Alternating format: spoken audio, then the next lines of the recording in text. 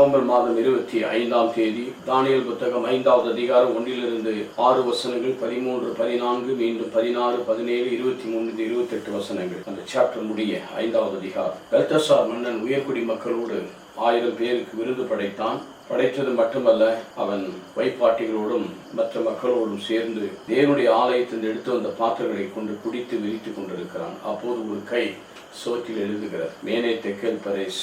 அவன் கொடை நடுங்குகிறது, தொடையெல்லாம் நடுங்குகிறது. பிறகு தானியேல் அங்கு அழைக்கப்பட்டு அந்த நேரத்தில் அவனுடைய விளக்கம் கேட்கும் போது, உனக்கு பரிசு தருகிறேன் என்று சொல்லுகிறான். பரிசை பற்றி அவன் கவலைப்படவில்லை. அப்போது தானியேல் சொல்லுகிறார், நபுகத்நேச்சார் கடவுளுக்கு விருப்பம் இல்லாத வாழ்க்கை வாழ்ந்தார். அவர் மிருகத்தை போல அவருடைய மேன்மை பறிக்கப்பட்டது என்பது 20, 21 வசனங்களில் சொல்லப்பட்டிருக்கிறது.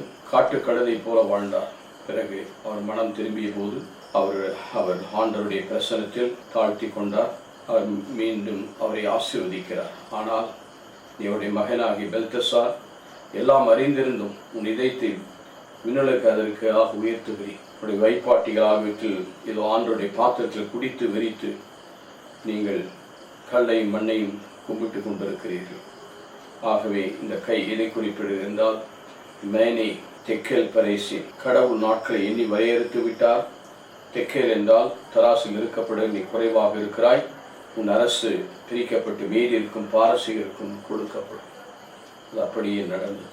அந்த இரவே நடந்தது. எனக்கு அருமையானவர்களே, ஆண்டவரை நாம் மகிமைப்படுத்தும் உலகத்தையும் உலக பொருட்களையும் இதனுடைய பாத்திரமாகிய நம்மை கடவுளுக்கு அர்ப்பணித்து தூய்மையான வாழ்க்கை வாழ நம்ம ஒப்புக் கொடுப்போமா? நல்ல ஆண்டவரே, நீர் கொடுத்த இந்த உடலை உமது மகிமைக்காகவும் மாட்சிமைக்காக பயன்படுத்த உதவி செய்யும்.